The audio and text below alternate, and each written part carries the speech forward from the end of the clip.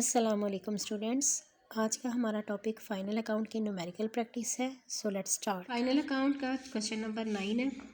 From the following trial balance, इसमें भी हम लोगों ने फाइनल अकाउंट प्रिपेयर करना और बैलेंस शीट प्रिपेयर करनी है और हमारी एंडिंग टाइम पीरियड जो सा वो 31 दिसंबर 2017 है।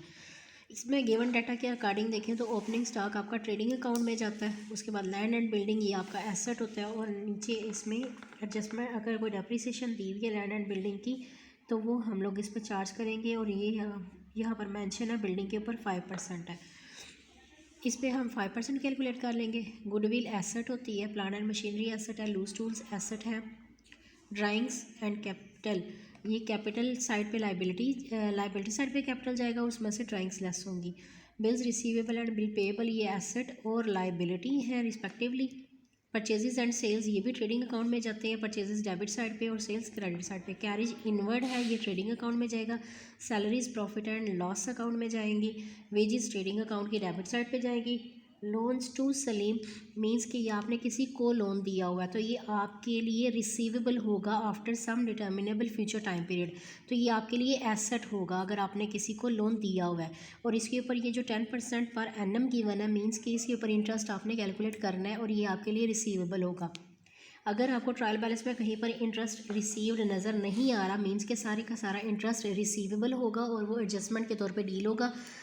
आपके लिए ये रिसीवेबल इनकम में भी आएगा। प्रॉफिट एंड लॉस अकाउंट की क्रेडिट साइड पे इंटरेस्ट की अमाउंट ओनली, और उसके बाद जब बैलेंस शीट में आप इसे मेंशन करोगे एसेट साइड पे तो उसमें इस इंटरेस्ट को ऐड करके लिखोगे। सन्ड्री डेटर्स एंड क्रेडिटर्स ये आपके एसेट्स और लाइबिलिटीज़ हैं। उसके बाद cash at bank, cash in hand, furniture ये तीनों एसेट हैं। रिटर्न्स में आपके पास दोनों वैल्यूज़ गिवन है।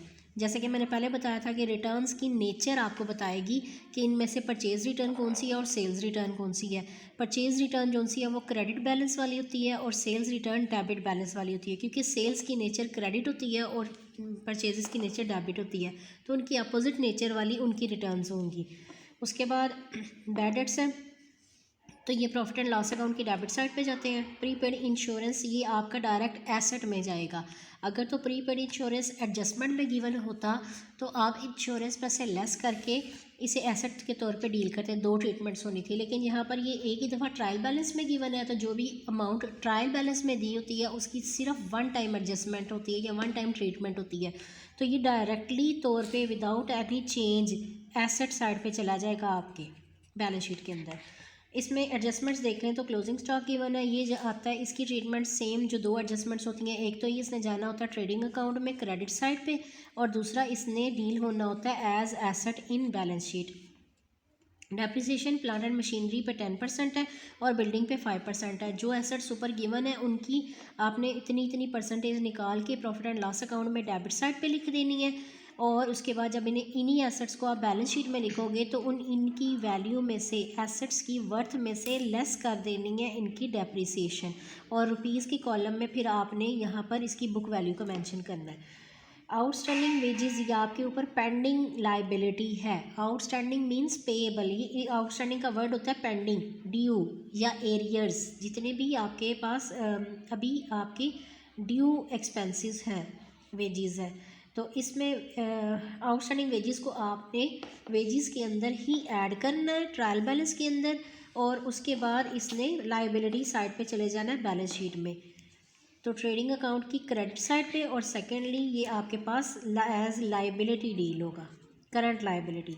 उसके बाद interest on Salim and company loan was due for 1 year, अगर ये स्टेटमेंट ना भी दी जाती तो यहाँ पर इसके सलीम के लोन के सामने 10% जो पर एनम मेंशन किया गया है, इसका मकसद ही ये है कि आपने इसकी कैलकुलेशन करनी है और इसको आपने अपने क्वेश्चन का पार्ट बनाना है।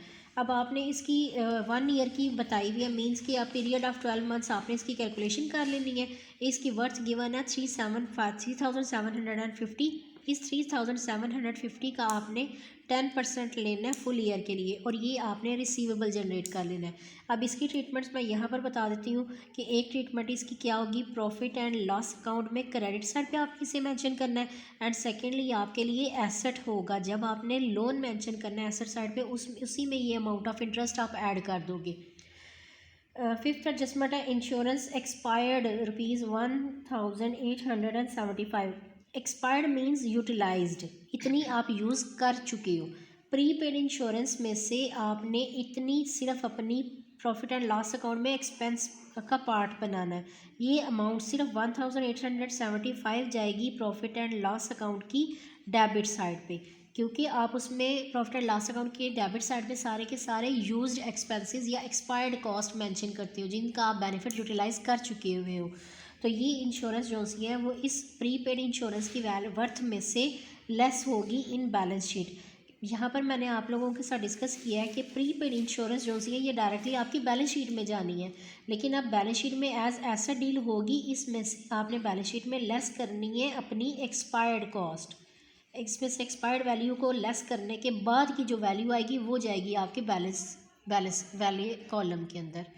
तो इस तरह से आपका ये क्वेश्चन में लास्ट जो सी एडजस्टमेंट रह गई है, provide 5% on debtors for bad debts and 2% for discount. अब यहाँ पर बैड डेट्स की सारी ट्रीटमेंट आएगी। तो बैड डेट्स की ट्रीटमेंट कैसे करनी है, आपके पास यहाँ पर क्वेश्चन के अंदर बैड डेट्स नहीं थे, ये गिवन है, और प्रोविजन ओल्ड प्रोविजन भी नहीं है, लेकिन यहाँ पर ये इसने न्यू प्रोविजन दी हुई है बैड डेट्स पे।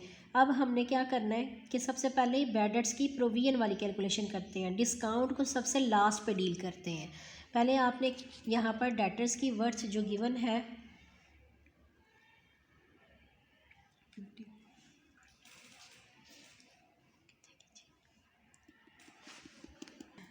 स्टार्ट, तो बैड डेट्स की प्रोविजन कैलकुलेट करने के लिए ये जो डेटर्स की वर्थ गिवन है 50,000 रुपीज़, इसके ऊपर हमने सिंपल 5% कैलकुलेट करना है। ये आपकी न्यू प्रोविजन आ जाएगी।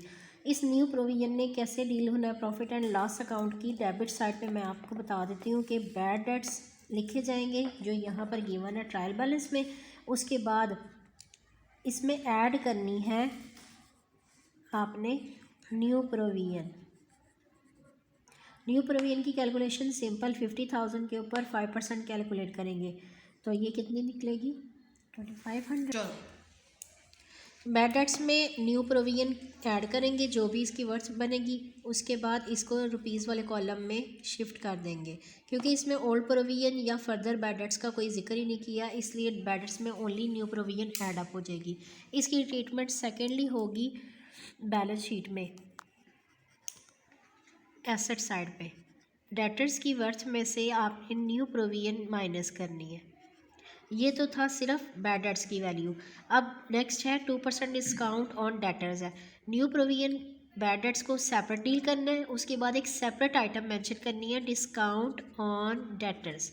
तो इस डिस्काउंट ऑन डेटर्स की वर्थ कैसे निकलेगी, आपने डेटर्स की वैल्यू में से न्यू प्रोविजन को माइनस करना है, और जो रिमेनिंग डेटर्स होंगे निकलेंगे, इनके ऊपर आपने डिस्काउंट देना है एट द रेट ऑफ 2%।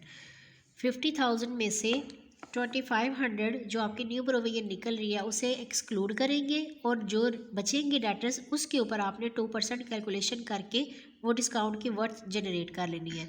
लेकिन इसी डिस्काउंट को जब आपने बैलेंस शीट में डील करना है तो डेटर्स में से न्यू प्रोविजन के साथ साथ ये वाला डिस्काउंट भी माइनस होगा। तो आपका ये क्वेश्चन कंप्लीट हो जाएगा। Thank you.